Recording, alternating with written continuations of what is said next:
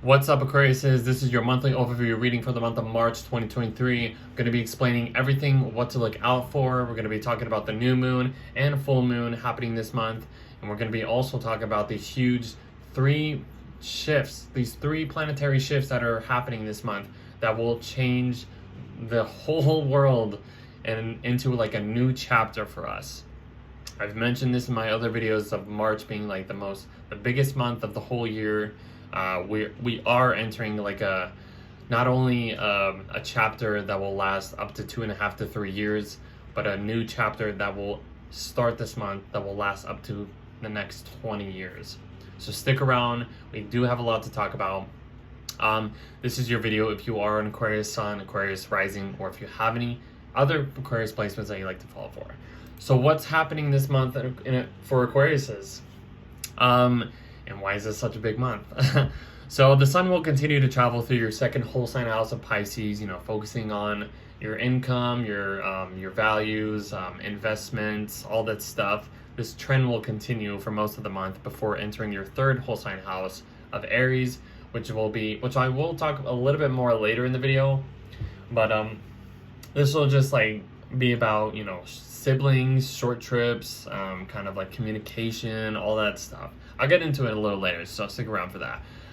That'll be later on in the month. But the first thing I want to mention is Mercury right here entering your second whole sign house of Pisces. So what's Mercury? Mercury is about the mind. It's about how we communicate, how we process information. It's about transportation. And it's entering the sign of its fall of Pisces. This isn't the best sign for Mercury that Mercury likes to be in, I should say. Because Mercury likes to be in the two signs that it rules, which is Virgo and Gemini. It's all about socializing, focusing on the details, being practical and rational. But Mercury entering the sign of Pisces is entering a Jupiter-ruled sign. So this is about expansion. This is about your visions. This is about spirituality, fate, having more faith, and just like kind of you're gonna have to the way you express your thoughts and ideas, you're gonna have to be more creative.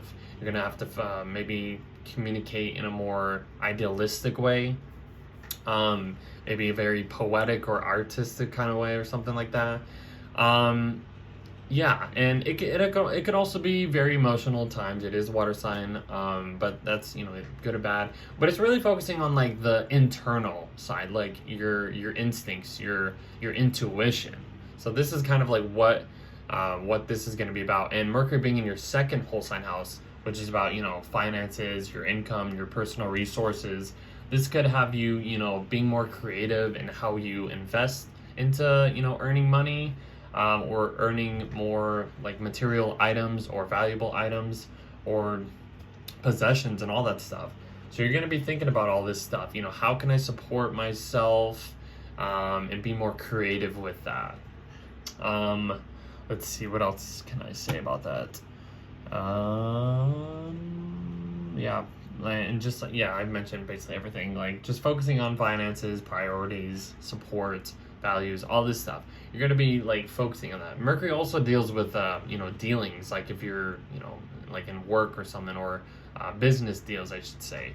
So I believe this could be a good time to receive more business deals or invest into more money in your creative thoughts or what you're trying to put out there.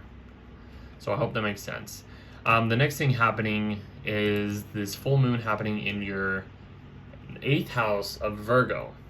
So the moon, what's the moon? The moon's about our emotions. What's the moon in Virgo about? It's about focusing on the details, being a little bit more practical in your emotions, grounded, maybe critical at times. But this is a full moon. This is a completion. Something is coming to fruition. This is illuminating what we don't normally see, and it's reflecting like everything that's happening in your second whole sign house. So the second whole sign house, the second house is about your finances and your whatever you have, and the 8th house is about what other people have. So you're finding some connection here, some balance between this, like between your finances and other people's finances or resources and all that stuff. It has to do, it's the money houses of you and your partner, or you and like inheritance, inheriting more money. This could be about refinancing. This could be about transforming the way you deal with other people's money and how they balance that out for you, like merging finances with people. So that's what I'm getting here. Let's see, what else can I say about that? This is just bringing more awareness around that. This could also, bring more awareness into, creating more intimacy with a partner or anybody that you have like connections to. So that's another thing I can mention about that. Let's see. Yeah, okay, that's about it. So the next thing happening is Saturn entering your second whole sign house. So Saturn is leaving your first house of Aquarius. It's been here since like March 2020. It's probably been restricting a lot of like, your identity, how you want to express yourself, your impressions, your appearance. All this stuff has probably been very like limited for you over the past few years. But now that Saturn's leaving that, you can probably, you'll be gifted to like be more, you can express yourself a lot more like you normally do, Aquarius is. So anyways, so Saturn moving into the second whole sign house, Pisces. This is a whole new transit. This is going to last the next 2.5 to 3 years. Like I mentioned earlier, this is one of the big planetary shifts happening. So what's Saturn? Well, I mean, it is your ruler in traditional astrology. It's about reality. It's about authority figures. It's about constructing. It's about building. It's about long-term goals, long-term energy. It's about time. Let's see what else. What else can I say about that? Okay, well, you have that. So what's Pisces? Pisces is about, imagination. It's about, the spiritual side. It's about, the boundless, endless world that we live in. It's like, so, and then also, I should say, like Saturn is about, containment. It's about, limiting, restricting, like I mentioned before. And when you put this energy into the sign of Pisces, a Jupiter ruled sign, this is a very different kind of energy, a very idealistic kind of way, and this very feeling of like feeling of loss in a way. Not really like, oh my god, I feel lost, like what's gonna happen, but this is kind of just like, it's gonna be a new feeling, and you're gonna be tested. You're gonna be tested into the topics around your second house, which is earning money, investing more, values, possessions, priorities. You're going to be tested with all these topics over the next couple years. And what I could say about this, honestly, is you'll probably have to restrict your spendings over the next few years. You probably don't want to overspend. If you are doing it, it will probably hurt you in the long run. So like having Saturn here will kind of like help you, contain your money, or contain just stuff that you own. It probably wouldn't be a good time to just like, have more stuff or, go after and buy more stuff. Like I said, this is about containing this stuff, bringing it close to home, bringing it like what's really important and what's going to support you, I should say, over the next couple years. So think about that. You will start to understand as Saturn moves through this sign of Pisces, does its whole thing, but that's what I'm getting. You're going to be restricted, or you're going to have to discipline yourself when it comes to money. That's another thing I should say about that. Let's see, what else can I say? Yeah, I think that's exactly what I said. I said everything that I wanted to say, I think. Okay. Yeah, I said everything. Okay, so the next thing happening is Venus entering your fourth house of Taurus. So, Venus loves to be in Taurus. She rules Taurus. Venus is about love, pleasures, fun, enjoyment, connections, attractions, desires, entering the house that rules over your home, your domestic life, family, property, your private life, all this stuff. So what I could say about this is having Venus being in the sign of Taurus, you're gonna want to create more stability and comfort into your home. You can maybe attract more things in your home, like decorate more. What else could I say? Yeah, I mean, you can probably become more connected to, your family members and find more enjoyment with them. Maybe connecting more to your parents. That's another fourth house thing. Let's see what else. And also your maternal instincts. Venus will be like wanting more of that. You'll probably be like attracting more maternal instincts on that. Like, that's another side note. I hope that makes sense. Like, Venus will be moving over the North Node in Taurus, which is going to just amplify these desires into wanting more comfort and stability in your home, or comfort with your family members. Maybe you've had some like drama or something, or there's been a little like chaotic energy or something. Venus coming here will probably link these two things together. Like, okay, let's just find more enjoyment in our home or with our family members or something like that. That's what I'm getting. And having the North Node here, the North Node is where we are hungry for. This is where we are headed towards. Wherever the nodes are at is like, well, especially the North Node, I should say. It's like, it's the point in which it's gonna feel uncomfortable, I should say, at first, but it's the point in where we're all headed to, and collectively. And for you, Aquarius, this is in your fourth house, so this could be, maybe finding a more enjoyable, stable home for you. That's kind of what I'm getting here. Venus will eventually conjunct Uranus too, which will create more unexpected experiences with in your home, in the way you create stability, in the way you use resources in your home,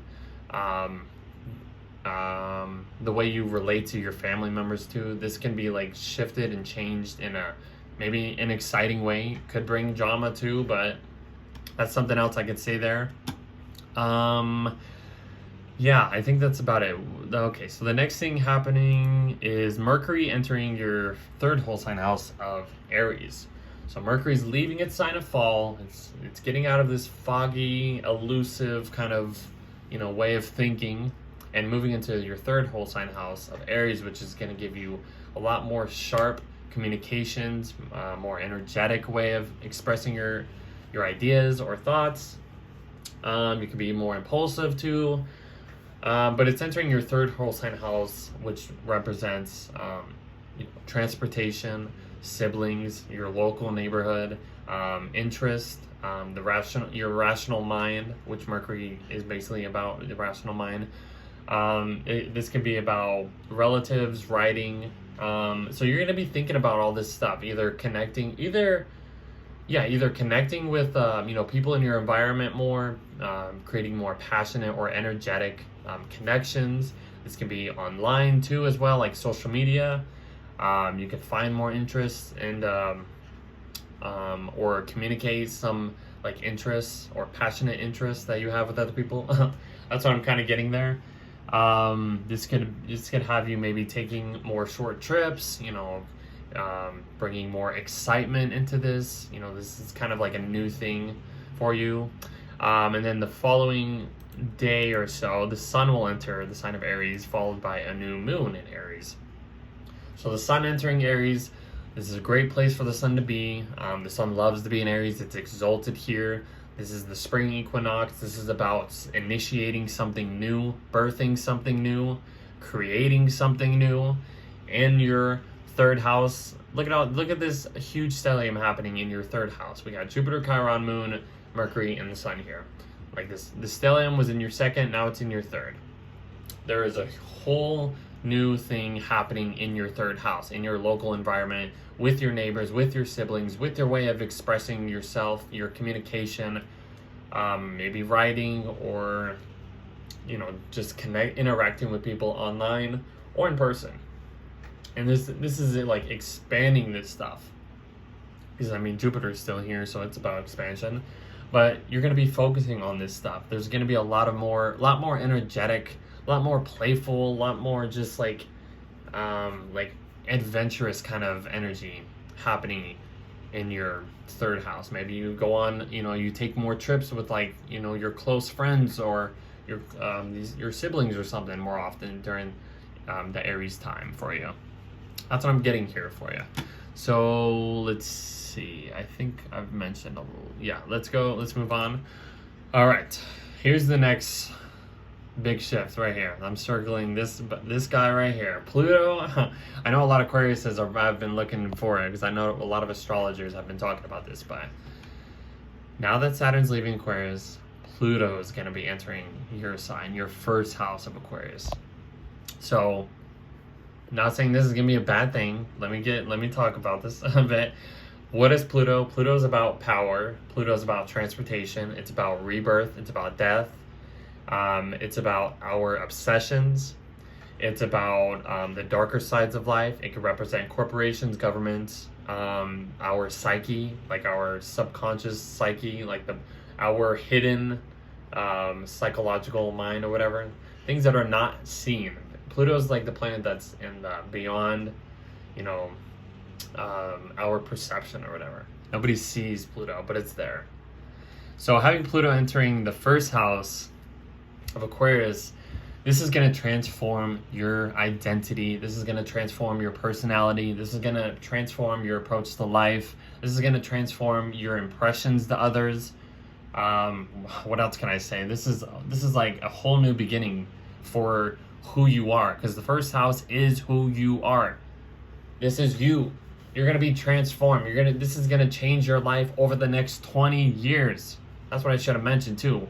Pluto's going to be here for the next 20 years. Pluto will be doing its retrograde, going back into Capricorn, going forward into Aquarius, doing this whole back and forth thing over the next couple years. But once Pluto gets into Aquarius by the end of 2024, this is where things really kick off for you. But you're gonna start to see some glimpses, some preview of what the future is gonna bring for you, or how the future is gonna change your life, or how this is gonna change you, in general, appearance, the way you look, the way you want to present yourself, stuff like that. This is gonna be a huge transit for you guys. So just keep that in mind. There's a lot of things happening for this month, so I just want to mention that. So the last thing happening is the other big shift, which is Mars entering the sign of Cancer, entering your sixth whole sign house. So one thing I want to say before I talk about Mars and Cancer, Mars likes to be in the sixth house. It'll give you more energy into sixth house topics, work, physical training, taking care of your health, taking care of a pet, working with coworkers. This will give you a lot of energy because Mars rules our our energy, our go energy. Mars is a planet that just likes to go. It's about our drives, what drives us. It's about our passions. It could represent sex at times. It's our masculine energy, I should say. I didn't mention that in my other videos, but yeah, Mars is about the masculine energy.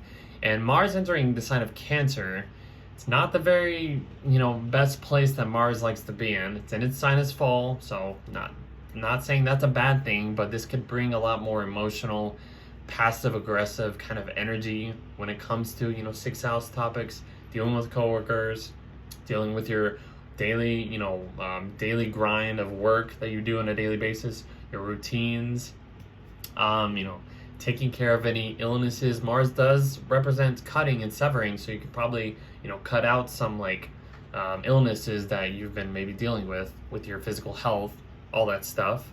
What else could I say? I think that's about it. But yeah, you're gonna put a lot more energy in your work life, in your work sector, things that you're, working behind the scenes on. You might have to adjust to these themes, or since Mars will be in this house, so that's another thing I could say. But yeah, that's about it. For the overall, the month will mainly focus on your finances, investing more, continue that trend before entering your third whole sign house. where, you know, it's focusing on your local environment and like just kind of communicating and interacting with more people. So that's what I got for you guys. If you want more information, look into this in the description below, and I will see you in the next video.